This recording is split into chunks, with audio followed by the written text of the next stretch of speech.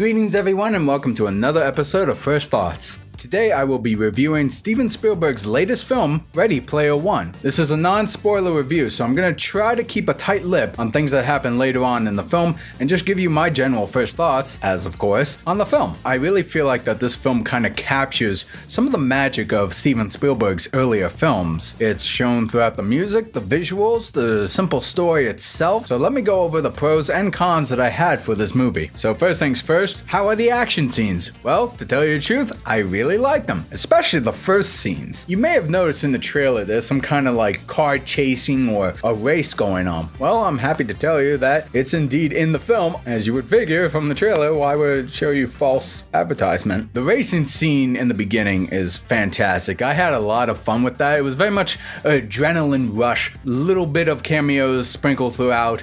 And I like the pacing, I like the flow. It was just a lot of fun to watch. Even though it was mostly a CGI fest, it was still pretty cool to see the change in terrains, the bridges, the buildings, as you will. It was just fantastic, a lot of fun to watch. And as you may have gathered from the trailer, there is battle scenes throughout the film, and the particular one that I really enjoyed, obviously, is where you saw most of those cameos make an appearance. That was just a lot of fun to watch. It definitely felt like real wartime going on, with some familiar pop culture characters and vehicles and weapons and all kinds of goodies you may have seen from other properties. So to tie into the action, which I really enjoyed, another pro I had were all the different kind of cameos that I could catch on my first viewing. Sure, I didn't catch them all, but for the most part, I really liked some of the things that you may have seen in the trailer, such as like Iron Giant. He's in this movie and it's pretty cool how they use him. I thought that was really neat. You may have noticed some of the Overwatch characters from the trailers. Yep, they make an appearance too, as well as a few other characters you may have not really noticed. And one of my favorite cameos, I'm not going to really spoil exactly what it is, but it's something I did not quite expect Spielberg to include so much because of its adult content, if you will, but it was really cool for them to utilize. It almost kind of had like a Kingdom Hearts vibe. I'm not saying it's Kingdom Hearts, well maybe I am, I don't know, but I'm just saying, like, in terms of throwing our original characters, well, original, into a world that already exists, it's kind of really cool to see that on the big screen. That's as far as I'll say for that one. And Alan Silvestri, who composed the music for Spielberg's film, it was so damn well done. Well done. I'm not kidding you. I'm actually really big into film composers, whether it's John Williams, Hans Zimmer, the late James Horner, John Debney, John Ottman, Jerry Goldsmith, for those who remember him. Alan Silvestri is like one of my favorite musical composers of modern day. I mean, he did Lilo and Stitch, he did Back to the Future, he did Captain America's theme from Captain America First Avenger, as well as the Avengers theme. You know, the one we always hear throughout the Avenger movies? Yeah, Alan Silvestri, he composed the original melody. He did a fantastic job in this movie, really capturing the tone of some of the earlier 80s, 90s family films with like that wondrous tone. Jurassic Park, E.T., a little bit of Gremlins as well. It's got that whimsicalness to it that I think Alan Silvestri does a fantastic job emulating, and it's shown throughout. There's even times when you hear melodies from other non-Silvestri themed music, which when one of them came up, I thought of my co-host Jared, not just because of the cameo that came up, but they also included that cameo's theme a little bit, and I thought to myself, oh man, somewhere out there, Jared is, I must have said something dirty. He's just really excited. You could see with the puddles by his feet. Yes! I said something less dirty. With that being said, those are my general positive thoughts. In terms of the negatives that I have, it's going to be difficult channeling this without giving away spoilers, so I'm going to do my best here. So first off, the thing that kind of bugged me the most about this movie, or at least the world that it throws itself into, is I having trouble understanding the federal law of this world. There are situations which the main characters go through that obviously there's an antagonist, for those who may have read the books or figured. There's some real life peril going on and a bit of a arrest type thing going on. And I'm quite curious myself when I watch this film and some of those things happen to some of our characters that we're following. It's like, is that even legal? Can you do these sort of things? And then later on in the film, you do happen to see some kind of government happening, which I'm like, where were these guys earlier? And I don't know. Again, I'm trying not to spoil anything, and I'm not. I'm just saying the way the rules, the legal rules are set up in this world and what can one person do versus the other, it's really hard to say. And to me, that kind of took me out of the film a little bit. It felt a little too cheesy in a I don't know.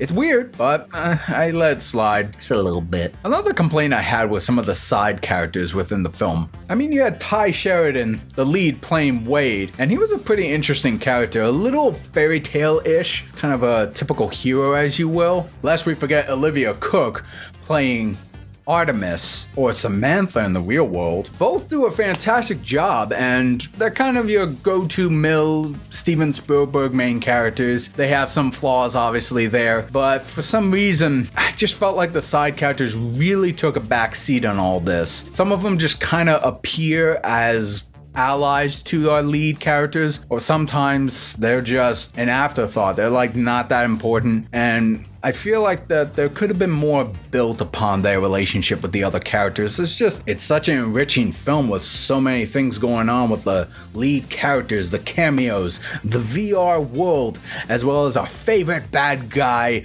Krennic. I'm just kidding. His name is Ben Mendelsohn, the actor, of course, playing Sorrento. He's not Krennic or being typecast into being a villain.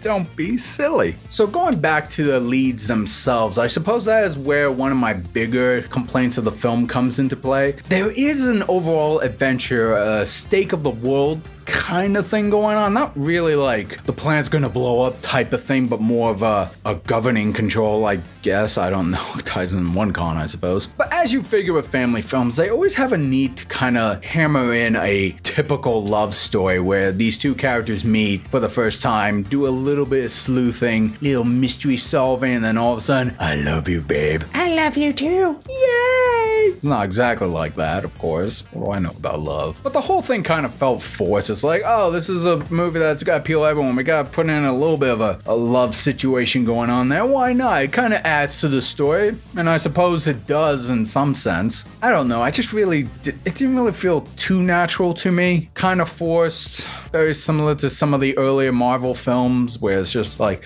here's our hero. We got to give him a love interest by the end of the movie. Let's do that. It's not as bad as I'm saying it is. It's just one of those things where it's just like, hey, if you're going to have it, make it feel natural. If not, it's just gonna kind of water down your film a little bit. So that's it for my cons. So what do I think of the movie?